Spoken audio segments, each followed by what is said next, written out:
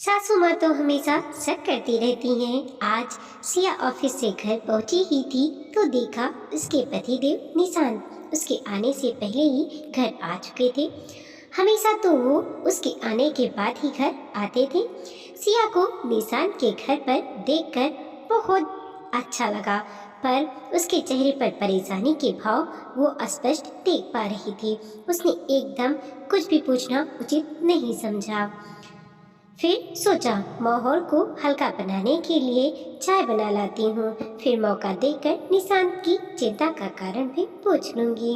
अपनी योजना अनुसार जब सिया ने निशांत से पूछा कि कोई समस्या है क्या, पहले तो निशांत ने इनकार किया, पर सिया के बार बार पूछने पर बताया कि उसके पिताजी और भाई जो बिजनेस साथ में मिलकर चलाते हैं वो पूरी तरह से घाटे में आ गया है। इस वजह से पिताजी का बीपी भी बहुत ज़्यादा हो रहा है। लेनदार अलग तगादा कर रहे हैं। भाई के भी छोटे छोटे बच्चे हैं। कुछ समझ में नहीं आ रहा है कैसे ठीक होगा सब। इसके साथ निशांत की चिंता का एक कारण ये भी था कि वो हमेशा नौकरी में ही रहा है। उसको बिजनेस के विषय में ज़्यादा जानकारी भी नहीं है। निशांत की सारी चिंताएं अपनी जगह सही थीं, पर सिया बहुत समझदार थी। उसको लगता था कि समस्या है तो समाधान भी जरूर मिलेगा। उसने निशांत को सांत्वना देते हुए कहा कि सब ठीक होगा, वो भी कुछ सोचती है। रात को सब लोग तो सो गए, पर सिया की आंखों में नींद कोसों दूर थी। उसने कभी अपने ससुराल और उसके लोगों को पराया नहीं माना। वो सब कुछ पहले जैसा कैसे किया जाए वही सोच ही रही थी कि उसका मन अतीत की पुरानी गलियों में भटकने लगा। जब वो शादी करके अपने मायके को छोड़कर ससुराल आई थी, उसके माता पिता की सीख थी कि उसको अपने ससुराल के लोगों को भी उतनी ही प्यार देनी है जितना वो मायके के लोगों को देती आई है। वो तो ये गांठ अपने पल्लू में बांध कर आई थी और अमल भी कर रही थी, पर पता नहीं क्यों सासू माँ का व्यवहार उसके लिए उदासीन ही रहता था। उसने आते ही बिना कुछ सोचे समझे अपने सारे गहने भी उनके सुपुर्द कर दिए थे। घर के कामों में थोड़ी कच्ची थी, पर सीखने की पूरी कोशिश करती थी। दिन बीत रहे थे। वो तीज त्योहार पर अपने परिवार से आए सारे सामान पर भी अपना हक न दिखाते हुए सासू माँ के सामने रख देती थी। अपनी तरफ से सब अच्छा ही सोचती, कभी ये दखल अंदाजी भी ना करती कि सासू माँ ननद और बाकी रिश्तेदारों को क्या दे रही हैं, बल्कि ननद और उसके बच्चों को तो वो अपनी तरफ से भी काफी कुछ देती रहती। इतना सब के बाद भी सासू माँ का व्यवहार उसके लिए रुखा ही रहता है और वो उसको शक की नजरों से देखती रहती। उनके मन में अभी भी सिया के लिए बेगाने वाले भाव रहते। कई बार तो अब ननद आई होती और सब लोग आपस में बात कर रहे होते, तब उसके आने के बाद सब ऐसे चुप हो जाते जैसे कि उसका आना किसी को पसंद ना आया हो। ये सब उसका दिल दुखा जाता। जब पानी सर से ऊपर जाने लगा तब उसने अपने पति से इस बारे में बात की। पति ने भी बात उसने बहुत संभाल कर की, क्योंकि कोई भी बेटा अपनी माँ के खिलाफ कुछ नहीं सुन सकता। जब उसने अपनी समस्या पति के सामने रखी तब उन्होंने कहा कि तुम्हें इस घर में आए हुए ज़्यादा समय नहीं हुआ है। मेरे माताजी और पिताजी ने अपने ही घर के लोगों संग बंटवारे में बहुत कुछ खोया है। पिताजी का बना बनाया काम उनके सगे भाई ने हड़प लिया। किसी ने भी हमारा साथ नहीं दिया था। इन सब के पीछे हमारी चाची का बहुत बड़ा हाथ था। हम लोग जो अच्छा जीवन जीते थे उस पर गरीबी की छाप पड़ गई थी। शायद यही वजह है कि माँ अब किसी की अच्छाई पर आसानी से भरोसा नहीं कर पाती, सभी को शक की नजरों से देखती है। सिया को सारी बातें समझ आ रही थी। अब उसको समझ आ रहा था कि कहीं ना कहीं उनको सिया से भी भविष्य में उनके बच्चों के बीच बंटवारे को लेकर शक है, इसीलिए वो उसको अपना नहीं पा रही है। अब सिया ने सारी बातें वक्त पर छोड़ दी, पर साथ ही साथ ये भी सोच लिया कि अपनी तरफ से वो सास और ससुराल के अन्य लोगों के साथ रिश्ते मजबूत करने में कोई कसर नहीं छोड़ेगी। क्योंकि पानी की धार भी अगर मजबूत से मजबूत पत्थर पर निरंतर गिरती रहे तो वो भी उसको भी पिघला देती है। यहाँ तो बात मानवीय संवेदना की है। पूरे घर में सिया का पति निशान नौकरी करता था और बाकी लोग व्यवसाय से जुड़े थे। खुद सिया भी अच्छी नौकरी करती थी।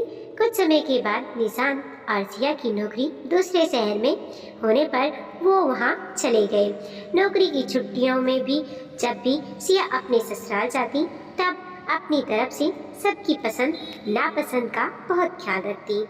सास का रवैया में उसके लिए 19-20 का अंतर तो था, पर कोई बहुत ज़्यादा फर्क नहीं था। ये सब सोचते सोचते वो वापस आज के समय में आ गई। उसको अब अपने ससुर जी और देवर के व्यापार को घाटे से निकालने और देनदारी का पैसा लौटाने का एक उपाय सूझा। उसके पति और उनकी बेटी के मेडिकल कॉलेज में एडमिशन के लिए जो ज़मीन रखी है, अगर उसको बेच दिया जाए तो अभी की समस्या तो दूर हो सकती है। वैसे भी अभी बेटी की मेडिकल परीक्षा में 6 महीने का समय है। इन 6 महीनों में बहुत कुछ बदल सकता है। बेटी तो मेहनती है ही, अगर अच्छी रैंक आ गई तो हो सकता है कि बहुत ज़्यादा खर्चा भी ना हो। फिलहाल तो ससुर जी के व्यापार के घाटे को बचाना और देवर के छोटे छोटे बच्चों को सहारा देना बहुत जरूरी है। बस ये सब सोचते हुए उसके चेहरे पर सुकून भरी मुस्कान आ गई और वो नींद के आगोश में चली गई। सुबह अपने पति निशांत से उसने इस विषय में बात की, तब वो बोला कि सोच तो मैं भी ऐसा ही कुछ रहा था, पर तुम्हारे और बच्चों के भविष्य का सोचकर चुप था। सिया ने मुस्कुराते हुए कहा, कल किसने देखा है, जो भी है वो आज है। पहले जो हमारी आज की जिम्मेदारियां हैं उसको तो सही से निभा लें। वैसे भी ससुराल के सब लोग भी अपने ही हैं। उनके दुख पर हम अपने सुखद भविष्य की कल्पना भी नहीं कर सकते। निशान आज सिया जैसी पत्नी मिलने पर गर्व महसूस कर रहा था। आज निशान और सिया ने अपने ऑफिस से छुट्टी ली और जल्द से जल्द जमीन को बेचने की प्रक्रिया शुरू कर दी। सब काम सुचारू रूप से होने पर जब निशान और सिया घर पहुंचे तब उन्होंने जमीन की सारी रकम सास ससुर को दे दी। सास की आंखों में सिया के लिए बहुत ही प्यार और आशीर्वाद था। वो सिया के सर पर हाथ फेरते हुए बस इतना ही कह पाई कि पता नहीं क्यों कभी कभी हम सही और गलत में अंतर नहीं कर पाते। अगर किसी ने हमारे साथ छल किया होता है तो उसके साथ तो हम कुछ नहीं कर पाते, पर दूसरों को हमेशा शक की नज़रों से देखते हैं। कई बार इन सब में उनकी अच्छाई भी नज़रअंदाज कर देते हैं। ये सब सुनकर सिया सासू माँ के आंसू पोंछते हुए उनके गले लग गई और कहने लगी, माँ आप अपनी जगह बिल्कुल सही थी। वो कहते हैं ना कि दूध का जला छाछ भी फूंक फूंक कर पीते हैं। उसकी ये बात सुनकर सब हंसने लगे। आज सिया और उसकी सासू माँ का पुनर्मिलन हुआ था, क्योंकि आज सासू माँ ने उसको दिल से अपनाया था। दोस्तों, कई बार हम शक के आधार पर रिश्तों में बहु दूरियां ले आते हैं। हर जगह सिया जैसी सोच वाली बहू घर में नहीं होती, इसीलिए आंखें खुली रखनी चाहिए, पर किसी की अच्छाई को बिना बात शक की नज़र में नहीं देखना चाहिए। वीडियो को लाइक कीजिए, कमेंट कीजिए और अपने दोस्तों के साथ जरूर शेयर कीजिए। चैनल पर नए हैं प्लीज़ सब्सक्राइब कीजिए और अपने दोस्तों के साथ जरूर शेयर कीजिए। चैनल पर नए हैं प्लीज़ सब्सक्राइब कीजिए और देखते रहिए मोटिवेशनल स्टोरी।